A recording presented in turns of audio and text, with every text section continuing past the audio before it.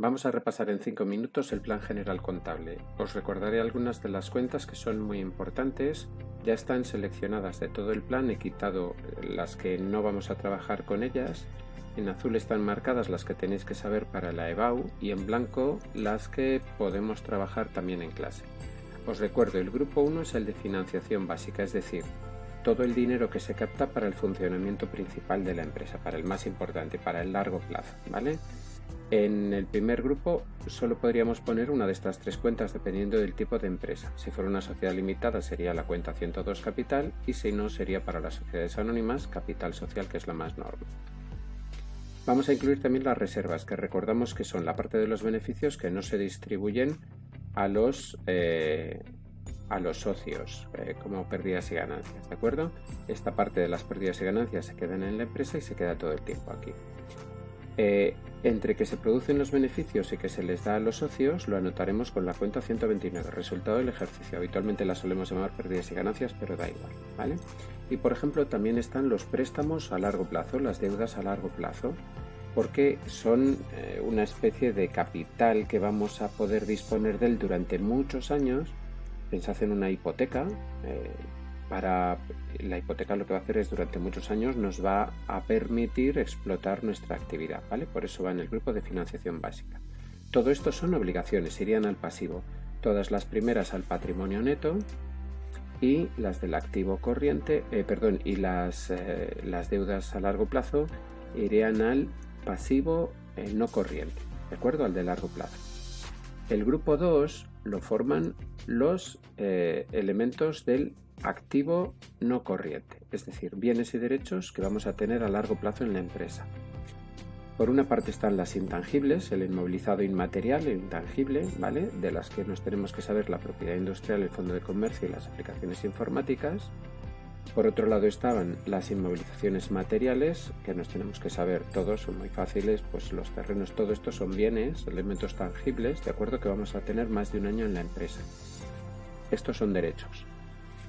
Os recuerdo que también teníamos las inversiones financieras y las inmobiliarias y dentro del activo no corriente, ¿de acuerdo? Y tenemos también el quinto bloque que eran las amortizaciones acumuladas, que son tanto la del inmovilizado intangible como la del material y que corrigen los valores de estos dos elementos de inmovilizado. En el grupo 3 van las existencias. Las existencias solo se contabilizan al cierre del ejercicio cuando hacemos el inventario y dejamos registradas cuántas mercaderías de cada tipo tenemos dentro del almacén, o cuántas materias primas, o cuántos combustibles, o repuestos, o materiales diversos, ¿de acuerdo? Lo que sea, el tipo que sea. Acreedores y deudores. En este grupo se recogen las deudas que tenemos nosotros con otras personas o empresas y las deudas que otras personas o empresas tienen con nosotros. Empezamos por las deudas que nosotros tenemos. Proveedores. Proveedores refleja el dinero que debemos a las personas o empresas a las que adquirimos nuestras materias primas o mercaderías. Si se la dejamos a deber, digamos, de palabra en un acuerdo entre ellos y nosotros, sería proveedores. Si les firmamos letras de cambio, serían proveedores, efectos comerciales a pagar. Si dejamos dinero a deber porque alguien nos presta servicios, el concepto sería acreedores. Y si le firmamos letras de cambio, sería acreedores, efectos a pagar.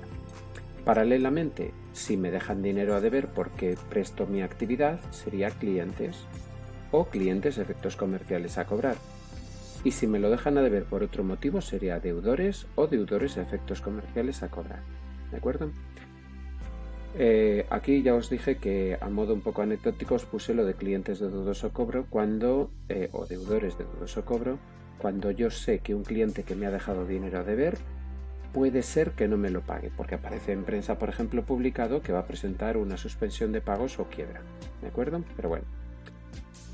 En el último bloque de este grupo 4 tenemos administraciones públicas, porque es bastante habitual que nosotros debamos dinero a la hacienda pública o a la seguridad social o que ellos me lo deban a mí, pues por ejemplo porque me tienen que devolver impuestos, una liquidación del IVA que me salga negativa y me la tengan que devolver, pues la contabilizaríamos aquí hasta que me lo paguen o hasta que lo compense con la siguiente declaración del IVA, que seguro que me sale positiva. Tiene que salir positiva, ya os lo expliqué en clase.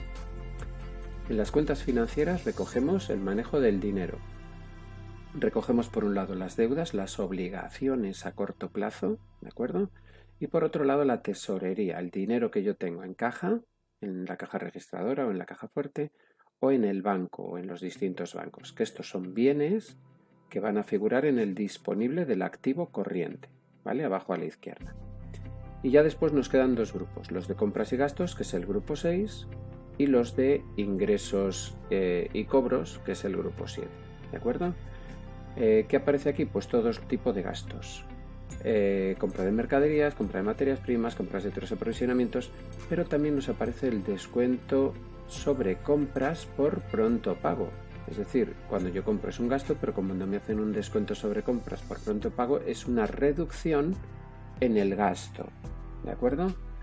Lo mismo el rappel por compras. Cuando yo compro una determinada cantidad, recordad, un rappel es un descuento que me hacen por haber comprado a lo largo del año un volumen de compras determinado, el que me digan.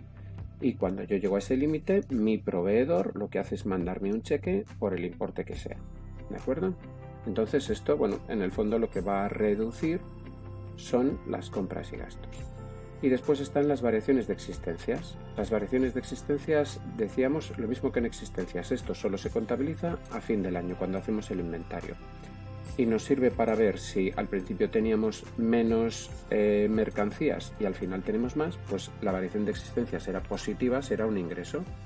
Pero si al principio teníamos muchas y ahora tenemos menos, pues será un gasto. Entonces la variación de existencias de lo que sea la consideraremos gasto o ingreso. Y después tenemos una serie de servicios exteriores, los alquileres, las reparaciones, servicios de profesionales independientes, asesoría o legal o lo que sea, gastos de transporte, de seguros, comisiones que nos cobran en los bancos. Cuidado, estos son comisiones, no son intereses, ¿de acuerdo? Publicidad, suministros, etc.